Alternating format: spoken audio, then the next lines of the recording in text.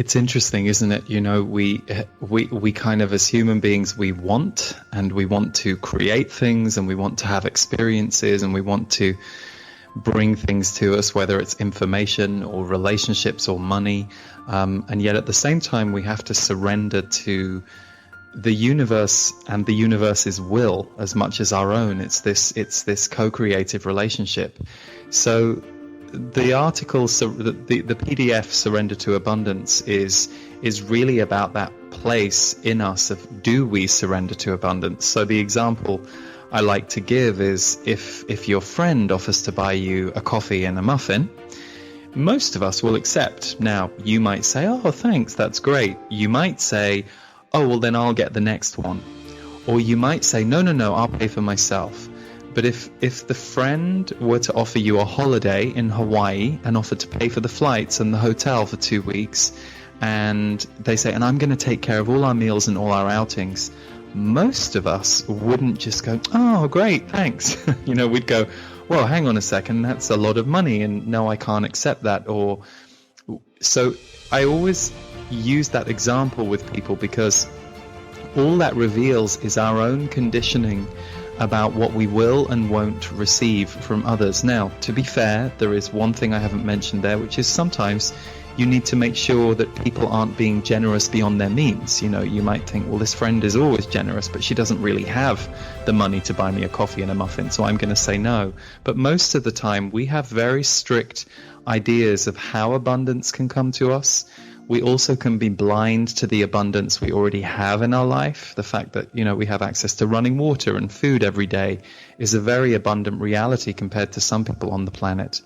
So the article really is designed to get you to think and see your own places you aren't surrendering to abundance in your life. And that's why it's a free gift, because I know for me, abundance was something I really...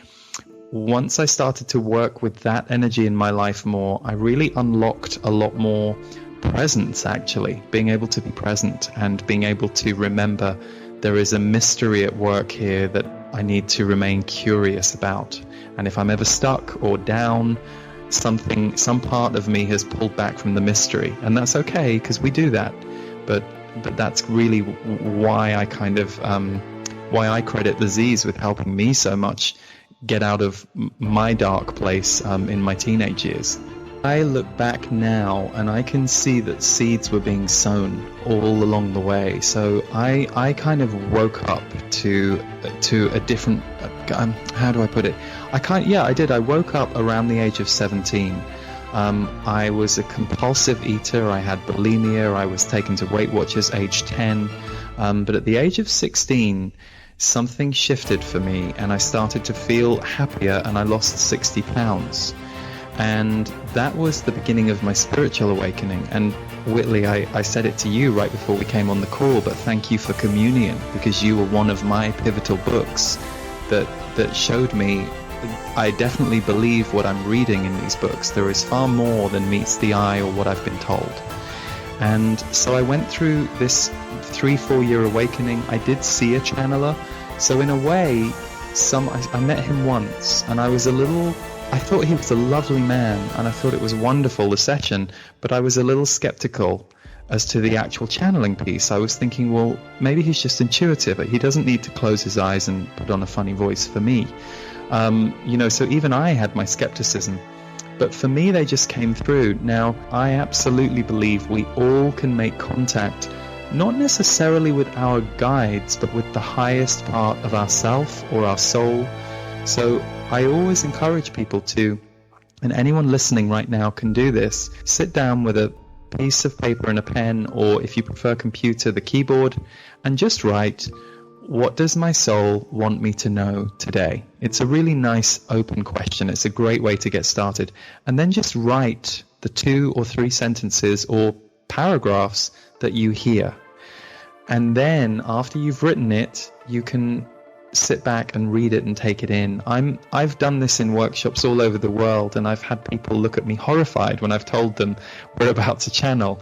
And I swear I've never had anybody unable to do this.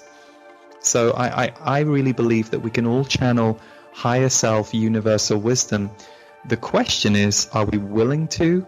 And also, do we get worried about whether it's a guide or whether it's God or whether it's... And I say don't worry about that stuff. Just see if the information is supportive and useful, and recognize that the power in the act is you being willing to reach for something beyond yourself that's going to help you.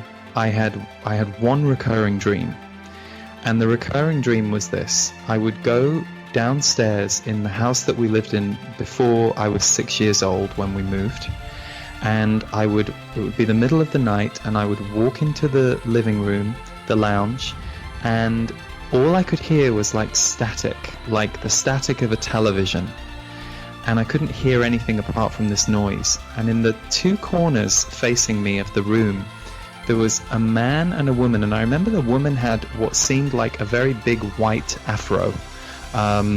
They both had pale skin from what I remember, but she had her hands either side of her mouth, and she was speaking with very big pronunciation. And over the other side, in the other corner, there was a man. I don't remember his hair, but I know that they seemed twinned to me somehow, these two. And he was doing the same thing, but I couldn't hear anything they were saying. And all I remember in this dream is all I could hear was static electricity, and these two beings who were on the other end of the room trying to tell me something. And the weirdest thing is, I feel like I blanked that dream for a long time. And so, a couple things. Number one, I think that we're all having fairly supernatural or intuitive experiences all through our life. But if you are listening to this and you are somebody who says, yes, I really want to meet my guides, I would really set an intention for it.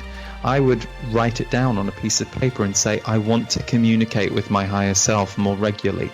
And then let the time and some of your actions toward that start to happen. But honestly, what I do always encourage people to do is to just start writing a message for yourself every day. And if you are serious about wanting to connect with your guide, you will give it 30 days of writing to yourself for 30 days, just a few lines a day. And don't be too disappointed if at first the messages are just loving and supportive and they're not necessarily giving you a formula to build a rocket. Because at first what happens is they kind of calibrate you to a frequency of love and openness. But after that, you start to get a little bit more information. You get to ask more questions about what's going on. So like anything, you can practice your way into it. But people occasionally will say, well, how do I know I'm not making it up if I'm channeling? And I say, well, two things. Number one, you are making it up, because the very act of channeling is you being a co-creator, you being willing to sit there and write or sit there and bring something through for others. But secondly, to try not to worry too much about this idea that this has to be separate from you. Because if you are communing with an entity or with a guide or with an angelic, you're in connection with that being. So try not to separate it too much in your mind. One of the things that the Z's said to me many years ago that I'm sure many listening will resonate with is they said, you have a foot in two worlds, and that can make being on Earth very tricky. And so I definitely love the magic and the wonder that can happen on Earth. And I can be heartbroken by the suffering and the shadow and the darkness. And what I have found for myself is if I keep leaning into, how do I put it, smaller focuses, I do better. So for example, as someone who is a visionary, I used to be very big vision in the past, but I wasn't so good at taking care of the smaller stuff, the day-to-day. So I just identified where one of my weak links was and started to recognize I needed to focus on taking care of my physical self more every day. So I do go and exercise every morning, which, I certainly wasn't running to many years ago, but it's like anything, you start to ingrain a new pattern in your life. So I think the only secret for any of us is figuring out what works for us and what we need, because we are all different in our needs, and then applying those as much as you can, and staying peaceful. I live in Malibu, which is fairly peaceful, and yet this morning I had to go into LA, and it was very busy in there, very crazy in there. I had to go in there for work, and I was very glad to come here, but I was thinking, yeah, that level of electrical energy would not serve me. So I've always chosen quiet places to live over the last decade or so, and that has helped me. It was very interesting. I remember driving to my friends in Montecito, and there was ash falling on the car, there was smoke. It was very, very intense, but as it was happening, I had this very strong awareness that this was the kind of thing that the Z's have talked about for this period of history. They said there's a lot of light hitting the planet, but there's going to be a lot of destruction as well. And that doesn't mean to me that everyone's going to go through a wildfire or something environmental like that. But for me, the lesson was, there was no cell phone reception. I didn't quite know where to go. I've got 2 cats. I'm like, how do I... But I figured it out, and I just followed my intuition, and I drove in the direction no one else was driving. And then I realized I was driving more into the fire, but it felt like the right choice. And then a message came from my friend saying, yes, come to Santa Barbara. So that was the day of it, but I think the heartbreak in the area was really strong, and I feel like in the last few weeks things have got better. I think, it's interesting because for those of us who perhaps have known channeling for a long time, it's always been a part of our world, but I do think there is something in the mainstream is changing, not just around channeling, but you see awareness, mindfulness, spirituality, emotional intelligence, and things like intuition or channeling becoming much more commonplace.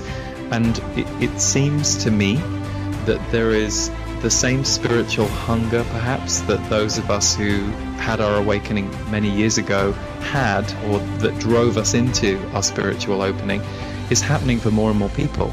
Because the more absurd things get in 3D reality, the more people can clearly see that the system that we're in is not serving not just the world, but their own individual paths. So for me, I think channeling is becoming a little more normalized and a little more sought out, because people are wanting to connect with something that is intuitive and a voice that speaks from inside them in order to try and counterbalance, as you said, Whitley, all the noisy voices outside that are now competing for our attention.